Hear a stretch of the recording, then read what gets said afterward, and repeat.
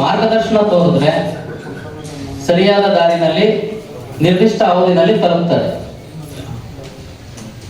ಬಹಳಷ್ಟು ಜನರು ಸರಿಯಾದ ದಾರಿಯನ್ನ ತಲುಪದೆ ಇವತ್ತಿಗೂ ಕೂಡ ಅವರ ದಾಖಲೆಗಳನ್ನು ಅಪ್ಡೇಟ್ ಮಾಡದೇ ಇರುವಂತದ್ದು ನಮ್ಮ ಕಣ್ಣ ಮುಂದೆ ಬಂದಿದೆ. ಯಾಕೆ ಹಿಂಗಾಯ್ತು ಅಂದ್ರೆ ಅವ್ರ ಹೆಂಗೆ ಹೇಳ್ತಾರೆ ಅಂತ ಕೇಳ್ತಾರೆ, ಇವ್ರ ಹೆಂಗೆ ಹೇಳ್ತಾರೋ ಅಂತ ಕೇಳ್ತಾರೆ, ಬಟ್ ಯಾವ ಪ್ರೊಸೀಜರ್ನ ಮಾಡಬೇಕು ಅದನ್ನ ಮಾಡಿರಲ್ಲ.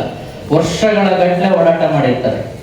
ಸೊ ಹಾಗಾಗಿ ಅದಕ್ಕೆ ನಾನು ಆರಂಭದಲ್ಲಿ ಮೆನ್ಷನ್ ಮಾಡಿದ್ದು, ಸರ್ಕಾರಿ ನೌಕರರು ನಮ್ಮ ಬಳಿ ಬರುವಂತವರಿಗೆ ನಮ್ಮಲ್ಲಿ ಆಗುವಂತ ಕೆಲಸವನ್ನ ಮಾಡ್ಕೊಡ್ಬೇಕು, ಆಗದೆ ಇರುವಂತದನ್ನ ಸರಿಯಾದ ದಿಕ್ಕನ್ನ ತೋರಿಸ್ಬೇಕು.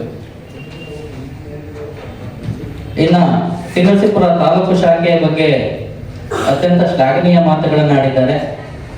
ನನ್ನದು ಕೂಡ ಅದರ ಸಹಮತ ಇದೆ. ಯಾಕಂತಂದ್ರೆ ನೌಕರ ಬಂಧುಗಳು ತಮ್ಮದೇ ಆದಂತಹ ಒಂದು ಸಹಕಾರ ಸಂಘವನ್ನ ಕಟ್ಕೊಂಡು ಅದರ ಮೂಲಕ ಸಮಾಜಕ್ಕೆ ಮತ್ತೆ ನೌಕರರ ಒಳಿತಿಗೆ ಶ್ರಮಿಸ್ತಕ್ಕಂಥದ್ದು ಇತ್ತೀಚಿನ ದಿನಗಳಲ್ಲಿ ನಾವು ಕಂಡುಕೊಂಡಂತಹ ದಾರಿಯಾಗಿದೆ. ನಮ್ಮ ವೇತನದಿಂದ ಹಿಡಿದು ಇತರ ಎಲ್ಲ ಸವಲತ್ತುಗಳನ್ನ ನಾವು ಅತ್ಯಂತ ಜರೂರಾಗಿ ಪಡ್ಕೊಳ್ಳುವಂಥದ್ದನ್ನ ಸಂಘದ ಸಹಕಾರದೊಂದಿಗೆ ನಾವು ನೋಡ್ತಾ ಇದ್ದೇವೆ. ನಾನು ಪ್ರಾಥಮಿಕ ಶಾಲಾ ಶಿಕ್ಷಕನಾದಂತಹ ಸಂದರ್ಭದಲ್ಲಿ 10ನೇ ತಾರೀಕು 12ನೇ ತಾರೀಕು ಆದ್ರೆ ಸಂಬಳ ಆಗ್ತಿರ್ಲಿಲ್ಲ. ಇವತ್ತು ಆ ಪರಿಸ್ಥಿತಿ ಇಲ್ಲ ಅಂತ ನಾನು ಭಾವಿಸಿದ್ದೇನೆ.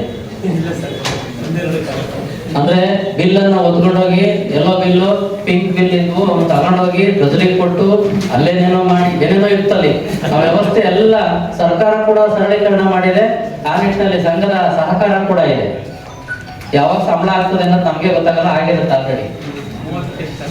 ಆದ್ರೆ ಹಿಂದಿನ ಪರಿಸ್ಥಿತಿ ಆಗಿರ್ಲಿಲ್ಲ. ಇದೆಲ್ಲದಕ್ಕೂ ಇನ್ನ FA ಬಗ್ಗೆ ಮಾತಾಡಿದ್ರು, EL ಎನ್ಕ್ಯಾಶ್ಮೆಂಟ್ ಬಗ್ಗೆ ಹೇಳಿದ್ರು. ಇವೆಲ್ಲವೂ ಕೂಡ ತಂತಾನೆ ಸಕಾಲಕ್ಕೆ ಆಗುವಂತ ನಿಟ್ಟಿನಲ್ಲಿ ಸಂಘದ ಪದಾಧಿಕಾರಿಗಳು ಮತ್ತೆ ಆಯಾ ಕಾಲಘಟ್ಟದಲ್ಲಿ ಬಂದಂತಹ ಅಧ್ಯಕ್ಷರು ಕ್ರಮವನ್ನು ವಹಿಸಿರೋದ್ರಿಂದ ನೌಕರರ ಸುಸ್ಥಿತಿನಲ್ಲಿ ಇದ್ದಾರೆ ಅಂತ ನಾನು ಭಾವಿಸ್ತೇನೆ. ಒಂದು ಸಲಹೆಯನ್ನ ಕೊಡ್ಲಿಕ್ಕೆ ಬಯಸ್ತೇನೆ. ದಿಢೀರ್ ನೌಕರರಿಗೆ ಹಣದ ಅವಶ್ಯಕತೆ ಬರುತ್ತೆ. ಅಂತ ಸಂದರ್ಭದಲ್ಲಿ ನಮ್ಮದೇ ಆದಂತಹ ಒಂದು ಸಹಕಾರ ಸಂಘವನ್ನ ಕಟ್ಕೊಂಡ್ರೆ ಅದರ ಮೂಲಕ ನಾವು ನಮ್ಮ ತಕ್ಷಣದ ಹಣದ ಅವಶ್ಯಕತೆಯನ್ನು ಬಳಸ್ಕೊಳ್ಳಿಕ್ಕೆ ಅವಕಾಶ ಆಗ್ತದೆ. ಆ ನಿಟ್ಟಿನಲ್ಲಿ ಬೇರೆ ತಾಲೂಕುಗಳಲ್ಲಿ ಇದೆ, ನಾನು ಬಂದಂತ ತಾಲೂಕಿನಲ್ಲೂ ಇತ್ತು. ನಮಗೆ 12 ರಿಂದ 15 ಲಕ್ಷದವರೆಗೆ ಸಾಲವನ್ನು ಕೊಡುವಂತಹ ಒಂದು ಬಲಯುತವಾದಂತಹ ಸಹಕಾರ ಸಂಘ ಇತ್ತು. ಸೊ ಆ ನಿಟ್ಟಿನಲ್ಲಿ ನೀವು ಕೂಡ ಶ್ರಮ ವಹಿಸಿದ್ರೆ, ಯಾಕೆಂದ್ರೆ ತುಂಬಾ ಕ್ರಿಯಾಶೀಲರಾದಂತಹ ಎಲ್ಲ ಪದಾಧಿಕಾರಿಗಳು ಅಧ್ಯಕ್ಷರು ಇದ್ದೀರಿ. ಅದನ್ನ ಮಾಡಿದ್ರೆ ಮುಂದೆ ನಮ್ಮ ಮಗುಗೆ ಯಾವುದೋ ಒಂದು ಸೀಟ್ ಬೇಕು, ಮತ್ತೇನೋ ಒಂದು ತುರ್ತು ಆರೋಗ್ಯ ಸಮಸ್ಯೆ ಬಂತು, ಮತ್ತೇನೋ ಒಂದು ಸಣ್ಣ ಒಂದು ಪರ್ಚೇಸ್ ಮಾಡಬೇಕು ಅನ್ನೋ ನಿಟ್ಟಿನಲ್ಲಿ ತಕ್ಷಣ ಅದು ತಗೊಂಡು ನನ್ನ ತುರ್ತಿನ ಸಮಸ್ಯೆಯನ್ನ ಬಗೆಹರಿಸ್ಕೊಳ್ಳೋದಕ್ಕೆ ಮತ್ತೆ ತಿಂಗಳ ಅವಧಿನಲ್ಲಿ ಅದನ್ನ ಕಟಾವಣೆ ಮಾಡ್ಲಿಕ್ಕೆ ಅನುಕೂಲ ಆಗ್ತದೆ ಅಂತ ಹೇಳಿ ನಾನು ಹೇಳಿ ಬಯಸ್ತೇನೆ. ಮುಂದುವರೆದು ವಿದ್ಯಾರ್ಥಿಗಳ ಸಾಧನೆಯ ಶ್ರಮದ ಬಗ್ಗೆ ಮಾತಾಡೋದಾದ್ರೆ, ವಿದ್ಯಾರ್ಥಿಗಳು ತಮ್ಮ ಏನು ಇವತ್ತು ಸಾಧನೆಯನ್ನ ಮಾಡಿದಿರಿ ಅವ್ರಿಗೆಲ್ಲರೂ ಕೂಡ ಅಭಿನಂದನೆಯನ್ನ ಹೇಳಲಿಕ್ಕೆ ಬಯಸ್ತೇನೆ. ಹಾಗೆ ಪೋಷಕರಿಗೂ ಕೂಡ ಒಂದು ಸಣ್ಣ, ಯಾಕೆಂದ್ರೆ ನೀವು ಪೋಷಕರು ಮತ್ತು ಬಹುತೇಕ ಶಿಕ್ಷಕರಿದ್ದೀರಿ. ನೀವು ನಿಮ್ಮ ಶಾಲಾ ಮಕ್ಕಳ ಜೊತೆಗೆ ನಿಮ್ಮ ಶಾಲಾ ಮಕ್ಕಳನ್ನು ಕೂಡ ಏನ್ ಪರಿಪಾಲಿಸ್ತಾ ಇದ್ದೀರಿ ಅಲ್ಲಿ ಕೂಡ ಇದನ್ನ ಪಾಲಿಸಬೇಕಾಗ್ತದೆ. ಪ್ರೊಫೆಸರ್ CR ಚಂದ್ರಶೇಖರ್ ಅವರು ಬೆಳಿಗ್ಗೆ ಇವತ್ತು ಒಂದು ಗ್ರೂಪ್ ಅಲ್ಲಿ ಒಂದು ಮೆಸೇಜ್ ಅನ್ನ ಹಾಕಿದ್ದಾರೆ.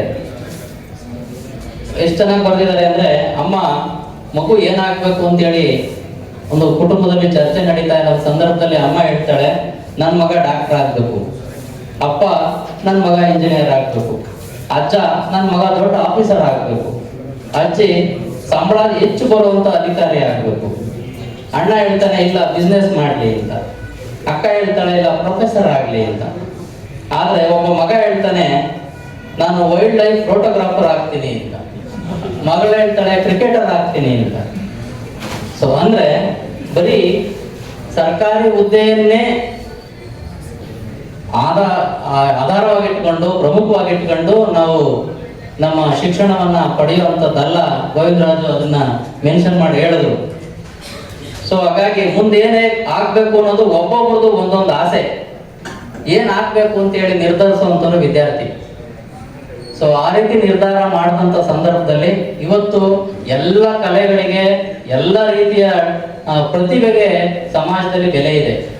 ಎಲ್ಲ ತರದ ಪ್ರತಿಭೆಗೆ ಬೆಲೆ ಇದೆ. ಒಂದು ಕಾಲದಲ್ಲಿ ಯಾವುದೋ ಒಂದು ಸರ್ಕಾರಿ ಹುದ್ದೆ ತಗೊಂಡ ಅಂದ್ರೆ ಅವಾಗ ಮಾತ್ರ ಬೆಲೆ ಅನ್ನೋರು. ಇವಾಗಾಗಿಲ್ಲ. ಒಬ್ಬ ಫೋಟೋಗ್ರಾಫರ್ ಬೆಲೆ ಇದೆ, ಒಬ್ಬ ಮೆಕ್ಯಾನಿಕ್ ಬೆಲೆ ಇದೆ, ಗುಡ್ ಮೆಕ್ಯಾನಿಕ್ ಅವನು ಅಂತಂದ್ರೆ. ಸೊ ಹಾಗಾಗಿ ಎಲ್ಲ ತರದ ಕೆಲಸಗಳಿಗೂ ಕೂಡ ತನ್ನದೇ ಆದಂತಹ ಗೌರವ, ಮಹತ್ವ ಮತ್ತು ಬೆಲೆ ಇದೆ. ಹಾಗಾಗಿ ಆ ತರದ್ದು ಸನ್ನಿವೇಶ ಬಂದ್ರೆ ಪೋಷಕರು ಅದನ್ನ ಪ್ರೋತ್ಸಾಹ ಮಾಡಬೇಕು.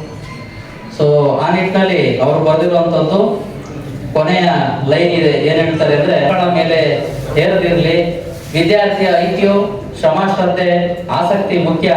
ಏನೇ ಆಗು ಸಮಾಜಮುಖಿ ಹಾಗೂ ಆರೋಗ್ಯವಾಗಿ ಉಪಯುಕ್ತವಾಗಿ ಬದುಕು ಅಂತೇಳಿ ಹೇಳುವಂಥದ್ದು. ಪೋಷಕರ ಮನೋಭಿಲಾಷೆ ಚೇಂಜ್ ಆಗ್ಬೇಕಾಗ್ತದೆ.